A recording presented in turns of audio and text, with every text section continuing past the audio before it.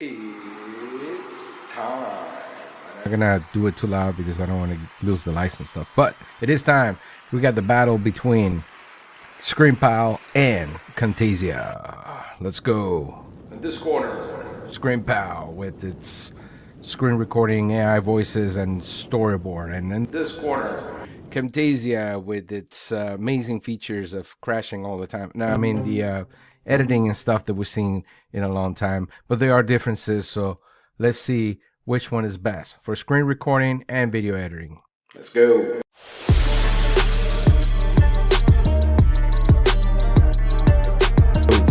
Usually start these conversations with pricing, but in this case, we're going to show you features, then we're going to talk about pricing, because then you will know, right?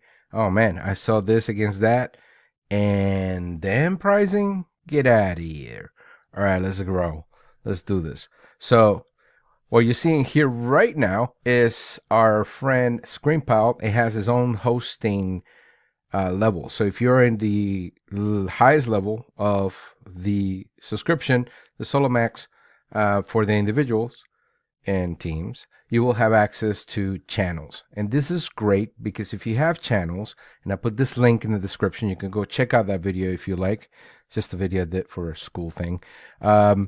You can share the channel, you can do a bunch of stuff. So you can actually embed it in other things. You can embed the videos. You can create your own playlist. So in essence, you don't need YouTube anymore. I mean, don't say that too loud. No, but really you have your own platform with analytics for videos. So you can actually upload videos up there. With ScreenPal, you can also publish, of course, to produce an MP4. There is an issue with ScreenPal. Not so much of an issue. I mean, it's just a choice they made where they only take the codec of H.264. And I guess that's why they don't crash so much. I don't know. But they just have that one requirement. So H.264 codec seems to be the file that it takes. I don't know. Sometimes it does quirky things. This is not a perfect software. I think no software is. But the one thing that it does, it has this quirks sometimes in Macs, working on Macs. So there are little details here and there. But there are some good features that it has. Because right now you're only looking at the online platform or the hosting video platform. And then there is the editor or the app. And I have to switch now to another recorder because you can record ScreenPal with ScreenPal, which is one of its quirkiness things that doesn't do well. All right, let's do that. So if you notice here what I'm doing, I was able to do it actually. I had to hit the escape key. So interesting, right? You just have to find these things out. And what I have here is the editor. Although I cannot control it, you can see it. And this is actually the editor for this specific video itself. So it's interesting that I can see it, but I cannot interact with it because I'm recording right now with ScreenPal. But if you notice, then you control dimensions and all that, and you can control narration. It has one track only. And I'm going to show you now where those features are in the comparison with Camtasia. All right, so here I am. I'm in front of Camtasia. We're going to do the side-by-side stuff. So Camtasia is here, and you notice Camtasia, if you've been using it for a long time, you have multiple tracks. You can have, I think is up to 30 tracks. I've done 20 or something like that. And so, yes, you can have different elements here, right? So you have a piece of footage or audio or footage with audio. You can be in the bass track, and then on top of that, you start adding elements. So whether it be anything that you find over here on the left. So this is Camtasia and how it works. Pretty much what we call the C shape or clamp shape sort of editor. You have a stuff on the left, stuff on the bottom, stuff on the right, and then the stage right up here. Let's look at ScreenPal.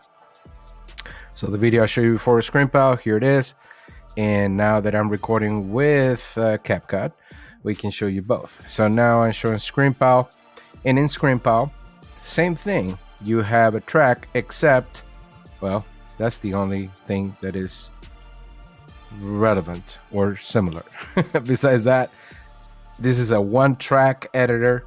it does have the tools that you're looking for that we saw over here on the left on Camtasia, but they're all up here within the track. So you actually apply it to the track. Let's say if you wanted to add text, that will be treated as an overlay. So the way they work with it is with layers. So you select text, right?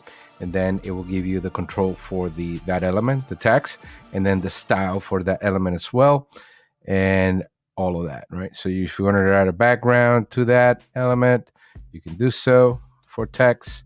You can do so also for the shape. So you can add all those things in there. Now, I wanted to check that out because since I make the color the same, it's probably not going to be visible at all. So let's say we picked this color, say, right? And so there it is. So you have a text element there that has been added.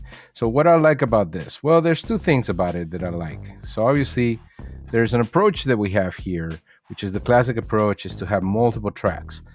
But the thing about this is that it can get messy and then you have to start arranging several elements. What happens over here on ScreenPal? Well, it's a little, you got to get used to it. If you've been working over here for multiple tracks and now you're going to go to this one, you just got to get used to the fact that you have to come here, click away from things, and then notice that each item has a tab. So there's a main video tab. This is me affecting the main video and things I can do to the main video. We can add edit points, we do things like that. And then when I go here, I can affect then just that text element, right? So let's say, well, how do you add another video in between? How do you cut things? Well, let's say I wanted to find a section here I needed to cut. We go to tools and then we go to cut right there. And then I like this workflow in a way that you can drag this and select what it is that you want to delete or whatnot. If you're doing Camtasia, you know that you'll be working with this little guy right here, which is your play control, and then you can stretch this out, right, and select to cut or do things like that. So when it comes to the comparison between these two, ScreenPal is a better recorder and it's really designed for screen recording. It's definitely a neck tech tool. I don't think it was designed primarily for and I think many of the tools were sort of designed for tech. Camtasia has more of a video flair, so like being more on the video side, they tend to tender to everybody. So yeah, L&D is a huge part of the thing they've been doing, but they tender mostly to YouTube creators and anybody that will get a hold of the app. This situation here, this is a new player in a sense. It used to be Screencast-O-Matic. There wasn't so much of a new player, but this setup right here with the differences like replacing video, you can replace video in between, you can overlay the video and the arrows and everything else, and you can do those things. So editing is there, it's different, it's dynamic, and ScreenPal has something else here that we need to look at, which is their captions and their text-to-speech captions. So you got text-to-speech right here. You can click that up and it will generate text-to-speech using AI, which is something that Camtasia added actually late. So Camtasia just added this to 2024 and it's not accurate. It's not using so much of AI, technically speaking. It's not accurate. Now, if you purchase other things with Camtasia, because that's the main difference here. Camtasia has, you have to get Camtasia and get Snagit and get Audiate to sort of match what ScreenPal is giving you with this stuff. And then obviously, if you got those three things, you're paying, I think it's like almost $500 a year. But so again, it's a comparison of prices and capability. If you have a team that has been working 10 years in Camtasia and that's all they know, then obviously, that's what you want to go to. But if you have a team that is just doing, that wants to grow and try other tools and kind of be better at that, then this ScreenPal is definitely something to look at. It's a good option. All right. Okay, so we have that difference on the editing between the two. The one thing that this ScreenPal has now that is natively to it is the screenshots. Camtasia does have screenshots, but those screenshots are basically just, grabbing a copy of the frame here, right? So like if you notice this is an image now of the frame. But if you go to ScreenPal is doing something interesting with screenshots, where you click that, it says, okay, ready. And you can click ready. And then it gives you these options to either, it works like Snagit. And you're getting this with the software. It's not an extra product. So let's say if I drag this over here and I have now a snippet here that is grabbing, I can go edit that or download it directly or share it directly with my team. But if I click edit, then I can go ahead and add these things. And I like this ones right here, the steps, which is basically what you have in Snagit too, right? Step-by-step sequences. Obviously in Snagit, you do have templates that kind of automate that. Snagit is a great tool, but it's a separate thing from Camtasia, so you have to buy it in a bundle. So there you go. So you have the screenshot stuff that you can do with it. You have some freehand stuff that can be done, and add shapes, add blurs if you want to block some things, some information, add highlights that you can do here. So I mean, tons of capability in terms of that screenshot stuff. And then you got layering right here. So if you don't want everything to be covered, you can bring up some things up. You see my notes right there, my freehand. So it does that capability. Camtasia has none of that unless obviously you have Snagit. So just know that part. And then the storyboard. This is a feature that it deserves its own video, but I'm going to give you a quick sample of that. So a storyboard feature right here is something where you can actually create a storyboard. If you've done a storyboard before, you've probably done it on a PowerPoint deck or something or another document. And in this case, you can do it online in the app. So it has great things and bad things about it. The great things, it uses AI voices. So we have AI voices here that you can implement, and they sound freaking amazing. So I'll give you an example here. There you go. So you have, I can narrate your video. This voice is there. I can narrate your video from your script. Right. And then you have voices like Aria, for example. They have already now intonations. So different ways to portray the same content and add the intonation or the inflections. I can narrate your video. So, some of the stuff is good to explore. It's probably have his own video to doing that, but you can include text-to-speech neural voices within your project. Can't do that with Camtasia yet. Not seeing it anywhere unless Audiate has it. And I guess that that could be the case. I'm not looking to buy Audiate to show that because it doesn't seem that it's that good to say, right? Like to tell you to go buy another license or something else so you can get the same capabilities that you can get with one app. Okay, so that is the comparison between the two on those features. Obviously, Camtasia has been around for way longer, so there are benefits, there are advantages that Camtasia is going to have.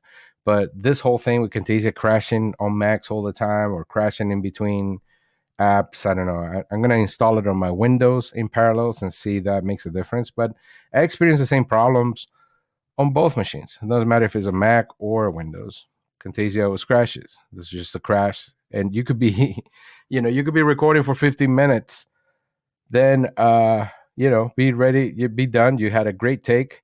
Now you're going to go get ready to edit and all of a sudden, boom, crash. And your recording is nowhere to be found. So those things, could they happen in ScreenPal? Sure, they could happen, but not as often as you see it with Camtasia.